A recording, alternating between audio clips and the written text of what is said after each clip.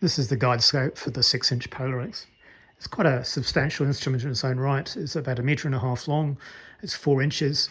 It is essentially the same scope as you would find for the Unitron Model 160 and the Unitron Model 152 kits. Something about it, though, suggests to me that it's not actually an original guide scope. The reason I say that is if you look at this, the focuser end, you'll see there's some finder rings here.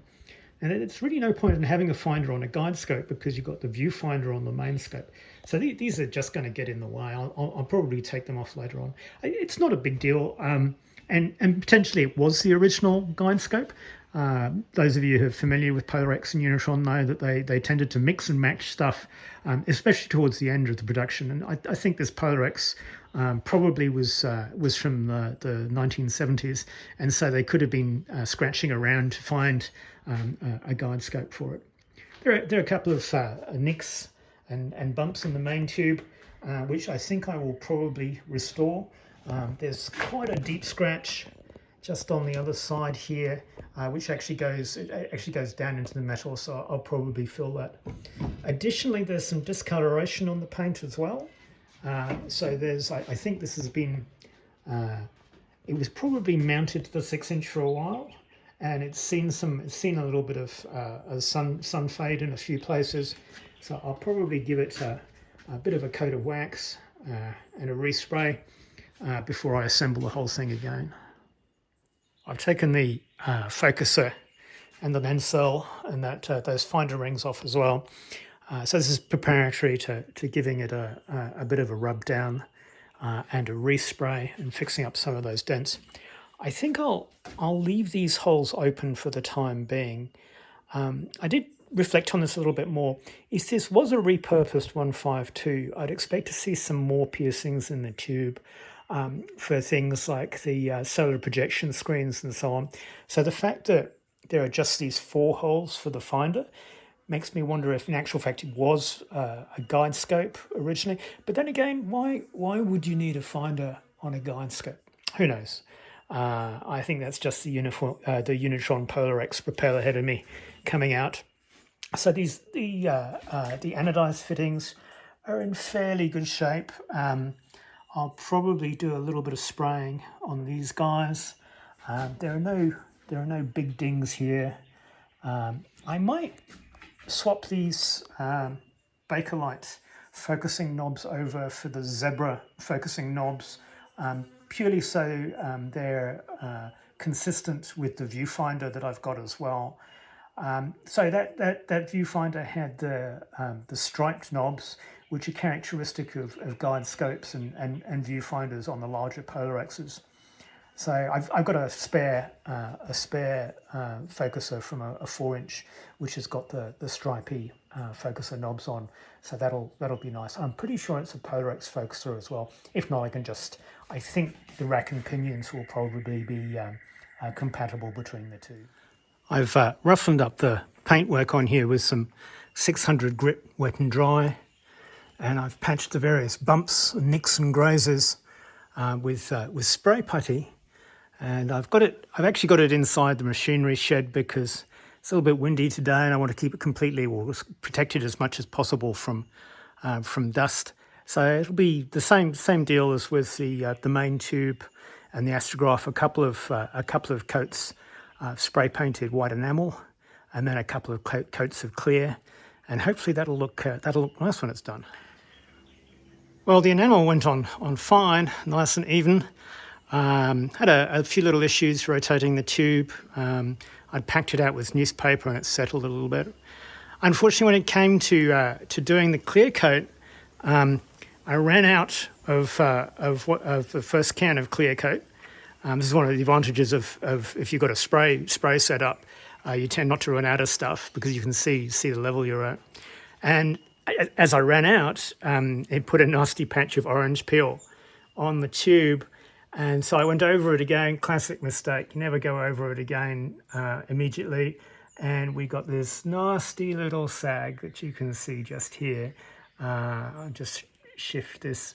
Like, it's probably, on the video, you can probably only just see it, but I can see it and it's gonna hurt my eyes forever. It's probably no big deal. I think it's just the clear, and so I'll be able to rub it back with some wet and dry and re-clear coat that area again. These are the things that happen when you spray paint. I could pretend that everything worked right first time and was absolutely perfect, but it wouldn't be the truth.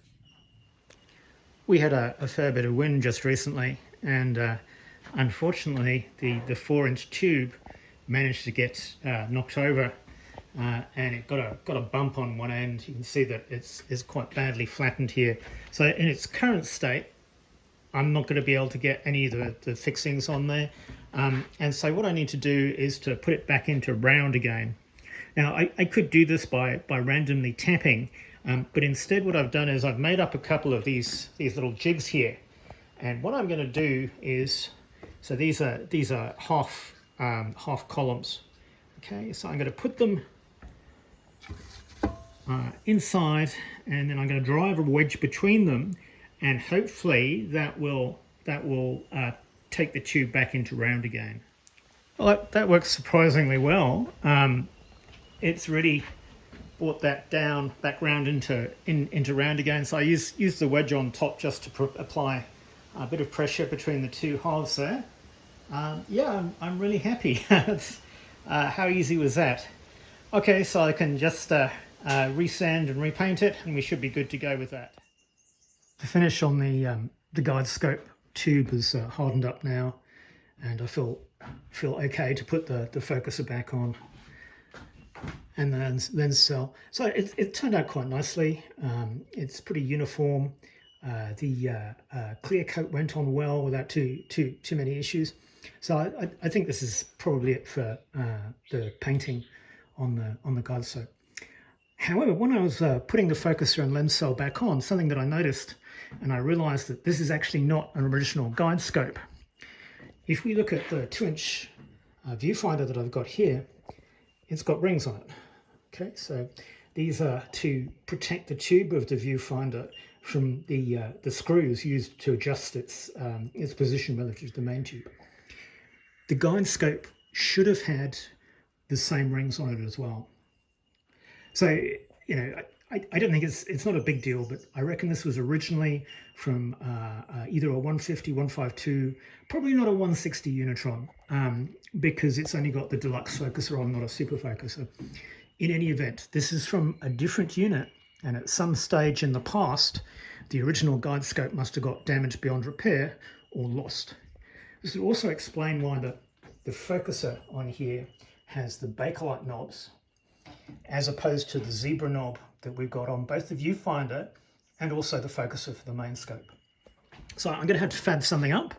I could have the screws for the Guidescope rings sitting directly on the tube, but I figure it'd be nice to have something there to protect the tube and also in terms of veracity for restoration as well.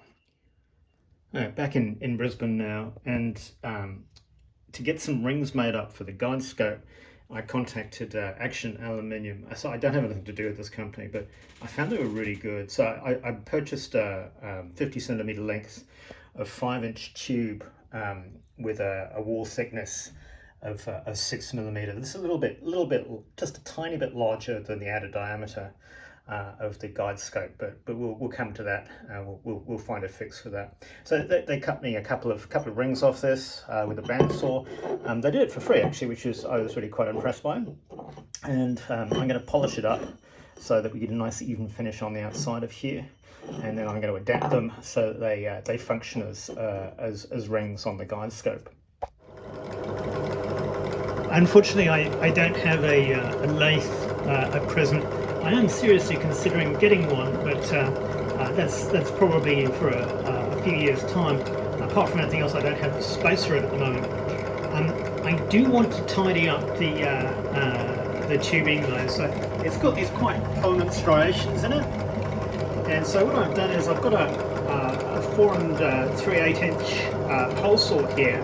I put some tape around the outside, and I forced one of the rings onto it. I'm just going to use it to polish up the outside of the ring and remove some burrs and so on and so forth. I've got this going on the very lowest speed that I can. So these drill presses have got, let me just open it up, they've got gears on the inside, but not gears, but differently sized spindles, so that you can change the speed. So this is the lowest speed that it'll go at. And I'm just going to polish it up. I've got some 240 grit paper here. Polish it up a bit.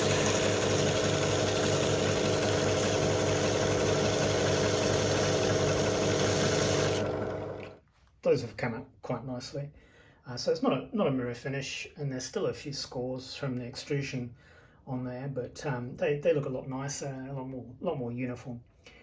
So don't do this at home, okay? This is a job probably much better done on a lathe. If I had a lathe, I'd actually be able to machine the grooves that you see on other rings for finders and for guide scopes. What I'm going to do is to drill 3 holes in these guys and then give them a little bit of a polish up for the screws of the guide scope rings to go into. And they'll be serviceable. Not quite as the original, but as good as I can get, given what I'm working with. I've installed one of the aluminium rings on the focuser end of the guide scope. The rings have got 3 indentations spaced at 120 degrees in them. The idea of this is that it will hold the adjustment screws at the actual guide scope ring, so the scope will be held in place. It won't be able to slip out, but at the same time I'll still be able to adjust the position of the scope relative to the main scope so that it points true. I thought long and hard about how to attach these aluminium rings to the guide scope, and in the end I decided that I'm going to have to screw it on just to have that degree of fixity that's required to keep the guide scope in place.